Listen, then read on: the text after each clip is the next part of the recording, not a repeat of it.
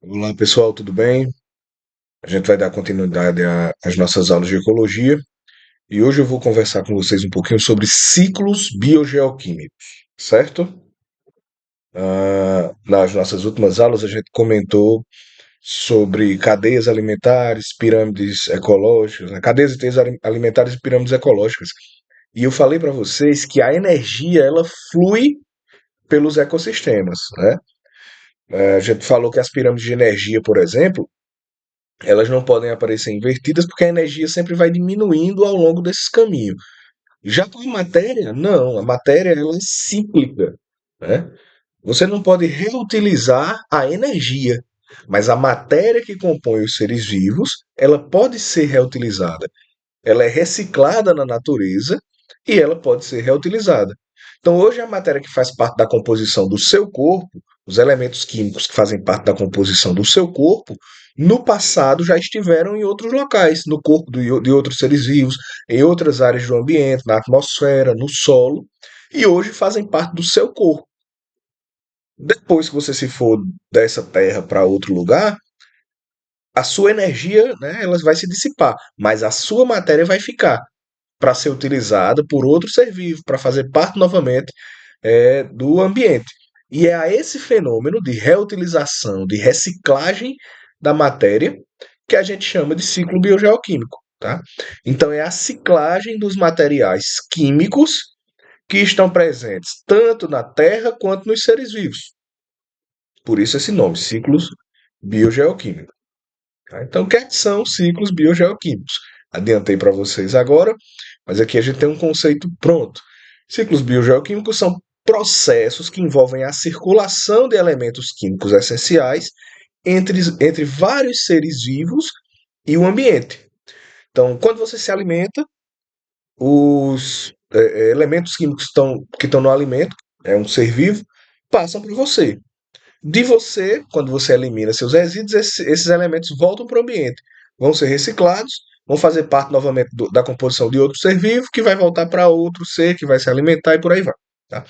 Então, esses ciclos, quando ocorrem, ou seja, sempre que ocorrem, eles garantem que os elementos químicos, como o carbono, o nitrogênio, o fósforo e a água, além de outros, estejam disponíveis para os organismos vivos. Então, por que não acaba? Porque a gente tem sempre acesso a nitrogênio, sempre acesso à água, sempre acesso a carbono, porque esses elementos estão sendo constantemente reciclados na natureza. A água, por exemplo, que a gente toma, que a gente consome hoje, é a mesma água que está aqui na Terra há milhões e milhões de anos. Não existe uma água nova se formando aqui na Terra. Essa água está o tempo todo sendo reciclada, sendo reutilizada. Tá? É a mesma água que estava aí desde a época dos dinossauros. E a gente utiliza até hoje, por quê? Porque ela vem se reciclando nesses processos que nós chamamos de ciclos biogeoquímicos. Tá bom? Então, por que esses ciclos eles são tão importantes? Né? Obviamente porque eles vão garantir a disponibilidade dos elementos essenciais para a vida.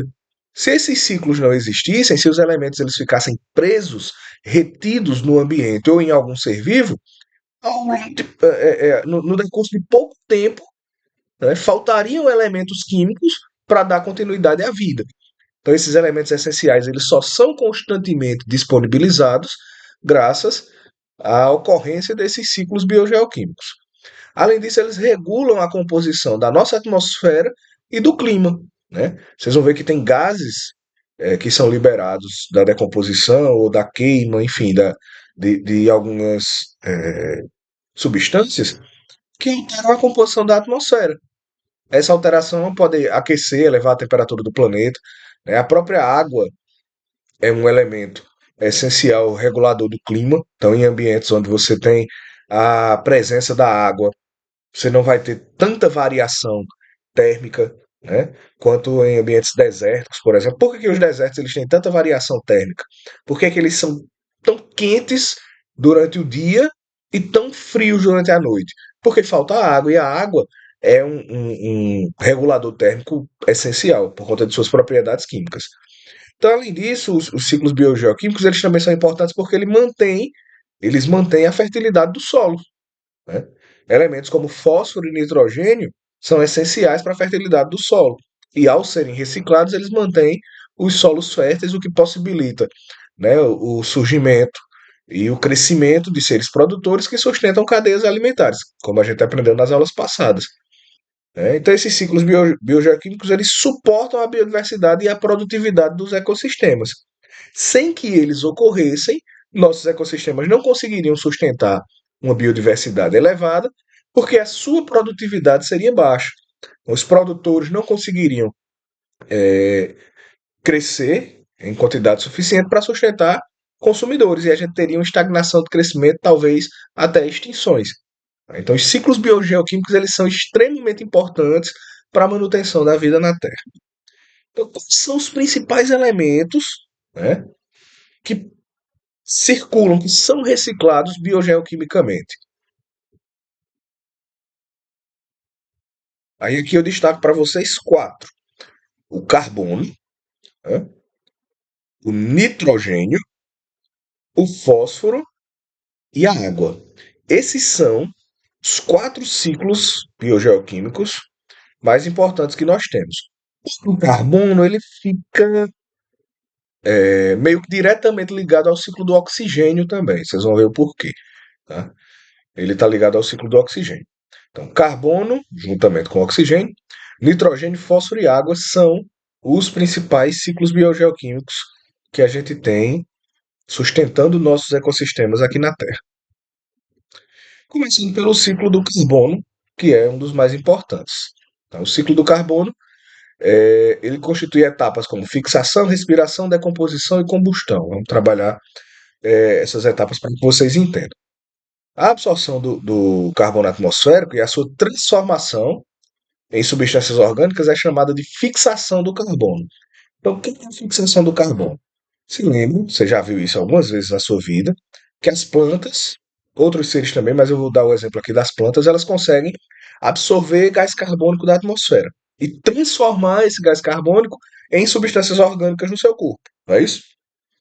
Esse fenômeno, que ocorre lá na fotossíntese, é o que a gente chama de fixação do carbono. É quando um ser vivo ele é capaz de retirar carbono do ambiente, né, retirar carbono da atmosfera e fixar no seu corpo, transformando esse carbono em outra substância. Então, o carbono, sob forma de gás carbônico na atmosfera, ele é retirado de lá, sob forma de gás, e é transformado em alguma molécula orgânica pelas plantas. Essa molécula orgânica pode ser a glicose, pode ser a celulose, que são ricas em carbono. Então, esse fenômeno de transformação nós chamamos de fixação. As plantas capturam o CO2 da atmosfera, que é o dióxido de carbono, no processo que a gente chama de fotossíntese, e aí, através dessas transformações químicas, usando para isso a energia do sol, essas plantas são capazes de transformar, de converter esse gás carbônico em glicose e em outros compostos químicos, por exemplo, da celulose. Então, você retira carbono da atmosfera e fixa carbono no corpo desses organismos, no corpo dessas plantas. Tá? Esse fenômeno a gente chama de fixação do carbono. A respiração é um fenômeno inverso à fixação. Na respiração, os organismos eles utilizam o oxigênio, né, para quebrar compostos ricos em carbono, a exemplo da glicose, e liberar a energia desses compostos. Queimar, se a gente fosse usar uma palavra de fácil entendimento. Então é como se os organismos queimassem esse combustível rico em carbono e liberassem esse carbono de volta para a atmosfera através da expiração. Então, esse gás que você expira, né, libera, devolve à atmosfera o gás carbônico que antes tinha sido fixado pelas plantas. Então, digamos que eu comi pão. Pão é rico em glicose, né, que é um composto riquíssimo em carbono. É feito de farinha de trigo, que é rico em amido. Esse amido foi construído pela planta lá através da fotossíntese. Eu comi o pão. A energia das moléculas de glicose está circulando no meu sangue e chega na minha célula. O que é que a minha célula vai fazer? Ela vai usar o oxigênio para quebrar essas moléculas de glicose, produzir energia para que minhas células funcionem e liberar os resíduos dessa quebra. Aquele carbono que estava nas moléculas orgânicas do pão, ao ser quebrado, se transforma em dióxido de carbono e é devolvido para a atmosfera. Perceba como a fixação e a fixação do carbono e a respiração se complementam. O carbono está sempre girando aqui, ó, voltando para o ambiente, sendo fixado pelas plantas e por outros seres fotossintetizantes, servindo de alimento para os seres vivos, sendo quebrado na respiração, sendo devolvido para a atmosfera. Então, fixação de carbono e respiração são extremamente complementares. Uma outra forma de devolver carbono para a atmosfera é através da decomposição. Toda vez que um ser vivo morre, o corpo desse ser é rico em carbono.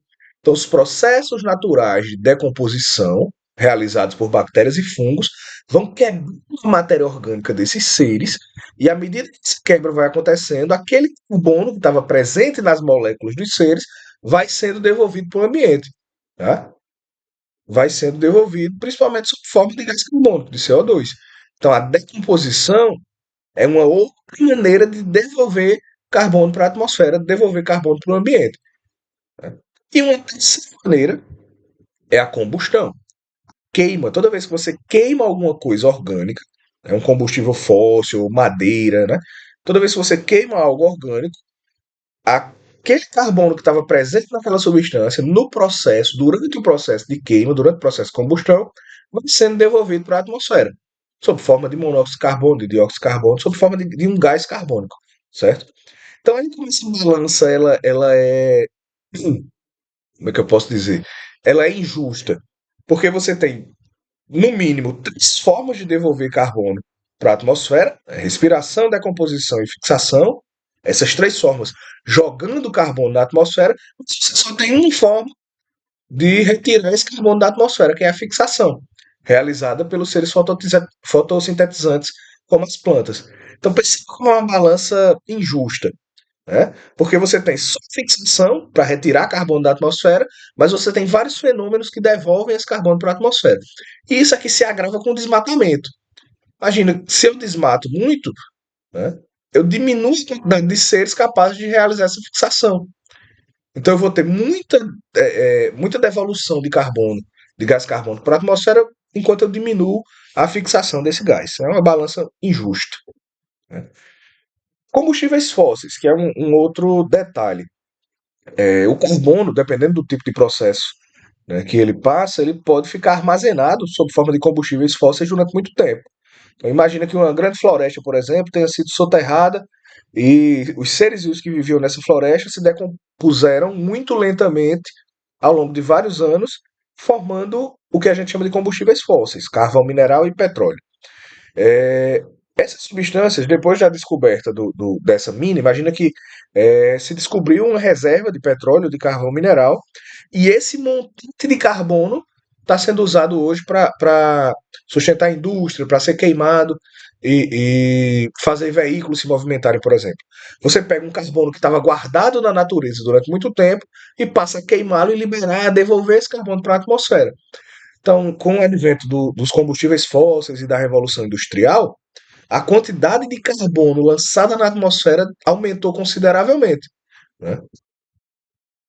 Esse lançamento, né, excessivo de carbono na natureza gera consequências. Pode gerar consequências, como a gente vai ver daqui a pouco. Então, boa parte do carbono que está presente no nosso planeta ainda está guardado em reservas. Essas reservas elas são carapaças de organismos, por exemplo, conchas. No oceano, o carbono ele pode ser usado para formar um composto que a gente chama de carbonato de cálcio, que forma corais, que forma conchas de seres vivos. Então, a gente tem muito carbono ainda, né, acidificando os oceanos e formando esse carbonato de cálcio presente nas carapaças, nos corais dos seres vivos. E uma outra forma de reserva é nos depósitos orgânicos fósseis, como esses depósitos que eu falei para vocês, de carvão mineral, de gás natural, de petróleo, tá? Então é uma forma de guardar carbono no ambiente, lembrando que esse carbono, à medida que esses depósitos vão sendo encontrados, esse carbono vai sendo liberado, principalmente através de combustão, né? Voltando a ser gás carbônico e sendo devolvido para a atmosfera. E aí isso gera um efeito interessante. O calor ele é interessante, porque ele mantém a nossa qualidade de vida, que é o chamado efeito estufa. Que é o efeito estufa?